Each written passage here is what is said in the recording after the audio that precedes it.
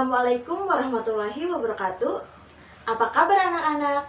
Ibu harap kalian dalam keadaan sehat dan bahagia.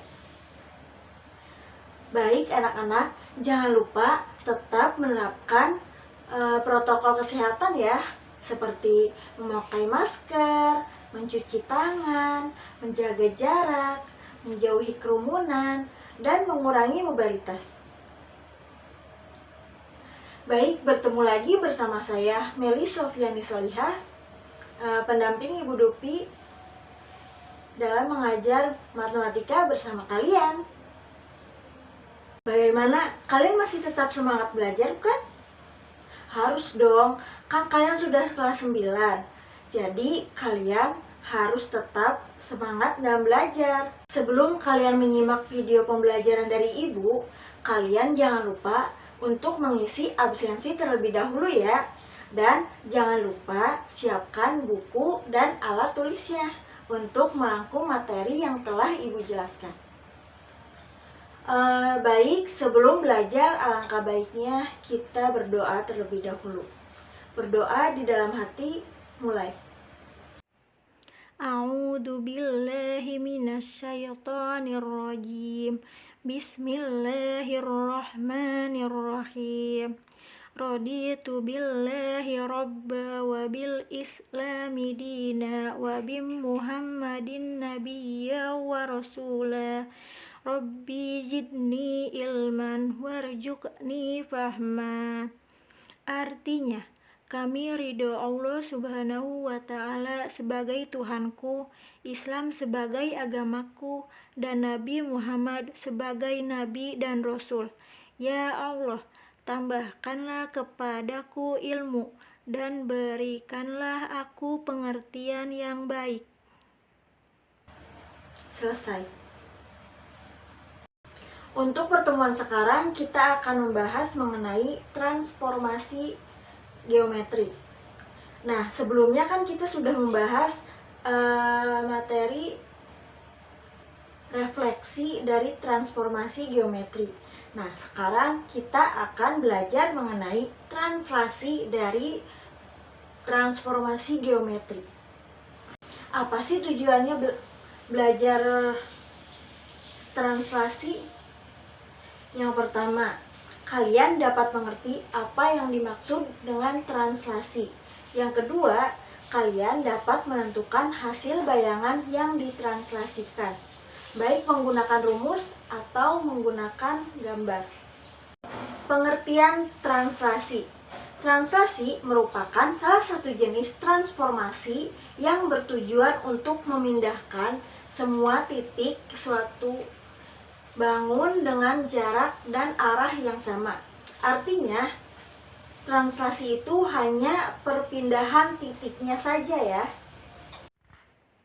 Contoh translasi dalam kehidupan sehari-hari. Yang pertama, manusia yang berjalan satu tempat ke tempat lainnya. Yang kedua, seseorang yang sedang menggeserkan sebuah meja.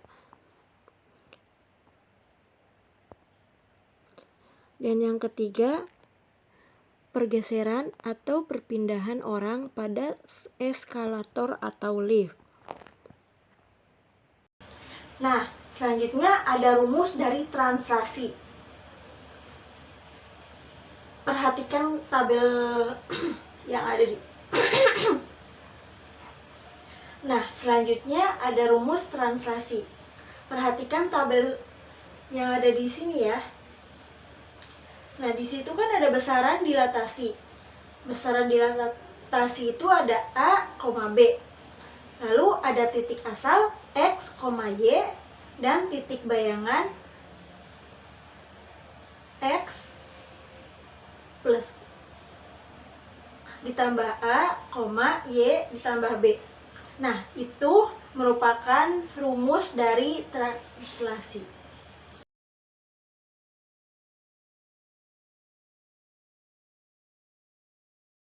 Nah, A adalah pergeseran untuk sumbu X. Jika positif, maka bergeser ke kanan. Namun, jika sumbu X bernilai negatif, maka akan bergeser ke kiri. Sedangkan B adalah pergeseran untuk sumbu Y. Jika sumbu Y bernilai positif, maka akan bergeser ke atas. Dan jika sumbu Y bernilai negatif, maka akan bergeser ke bawah. Nah, selanjutnya kita masuk ke contoh soal. Contoh soal yang pertama. Titik A 7, negatif 6 ditranslasikan oleh negatif 2,4. Maka koordinat titik A aksen adalah, nah yang pertama X dan Y-nya kan sudah diketahui, yaitu X-nya 7 dan Y-nya yaitu negatif 6. Jika ingin menyelesaikan soal nomor 1, kita menggunakan rumus yang sebelumnya, yaitu rumusnya X ditambah A, Y ditambah B. Nah, kita tinggal masukkan. X-nya kan 7 ditambah A-nya itu negatif 2. 7 ditambah negatif 2, Y-nya negatif 6. Kita masukkan Y-nya negatif 6 ditambah B-nya adalah 4. Jadi hasilnya yaitu A aksen 5, negatif 2. Selanjutnya yaitu contoh soal yang kedua. Jika titik 2, negatif 1 ditranslasikan oleh 3,2, maka bayangannya adalah, nah soal yang nomor 2 ini sama dengan soal yang nomor 1. Mengerjakannya yaitu dengan menggunakan rumus translasi. Masih ingat kan rumusnya? Ya, X tambah A, Y tambah B. Tinggal kita masukkan. X-nya yaitu 2, A-nya 3, Y-nya yaitu negatif 1, ditambah B-nya yaitu 2. Jadi, hasilnya yaitu 5,1. Nah, selanjutnya yaitu contoh menggunakan koordinat bayangan hasil translasi. Perhatikan ya gambar yang ada di sini. Nah, di situ ada gambar segitiga. Gambar segitiga itu berada di koordinat kartesius.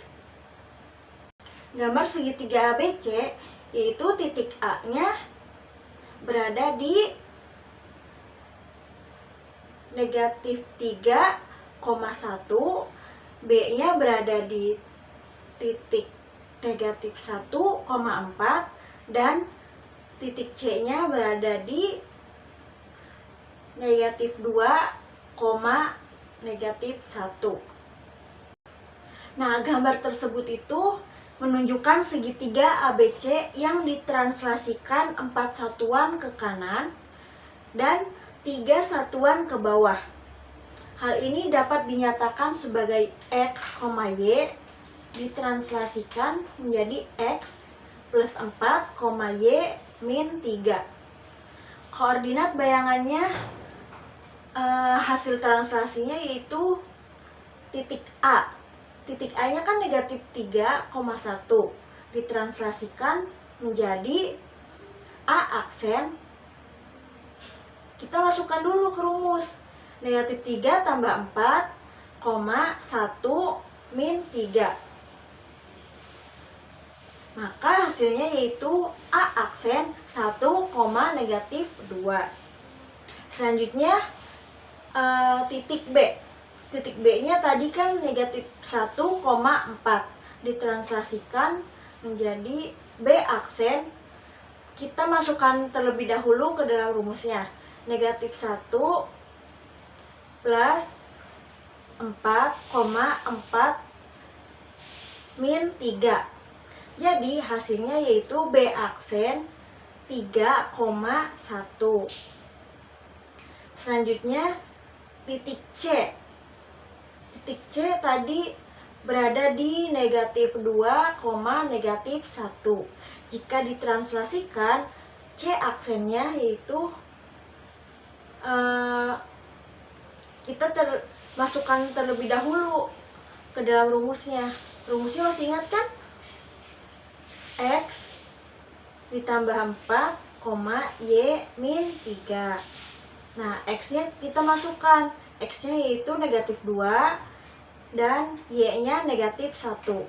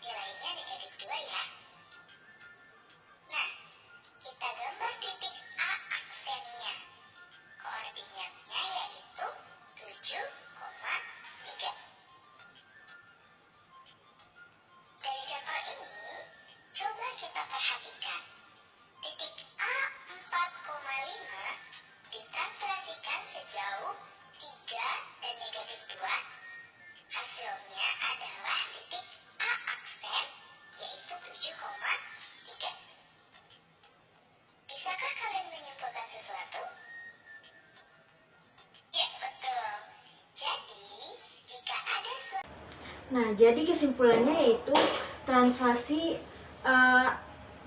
atau pergeseran itu hanya perpindahan titik saja. Dan jika ingin mengerjakan soal mengenai translasi, kalian harus menggunakan rumus X plus A, Y plus B. Baik anak-anak, sekian penjelasan dari Ibu mengenai materi translasi. Ibu mohon maaf apabila ada salah kata atau kurang dalam penyampaian materi. Untuk pertemuan selanjutnya kita akan belajar mengenai masih transformasi geometri dengan jenis rotasi. Nah, anak-anak jangan lupa untuk mengerjakan soal yang telah Ibu berikan di e-learning ya. Tetap semangat belajar dan sehat selalu ya. Wassalamualaikum warahmatullahi wabarakatuh. Doa sesudah belajar. Bismillahirrahmanirrahim. Allahumma arinal haqqa haqqan warzuqna ittiba'ahu wa arinal batila batilan warzuqna ijtinabahu. Artinya, ya Allah, tunjukkanlah kepada kami kebenaran sehingga kami dapat selalu mengikutinya, dan tunjukkanlah kepada kami kejelekan sehingga kami dapat selalu menjauhinya. Amin.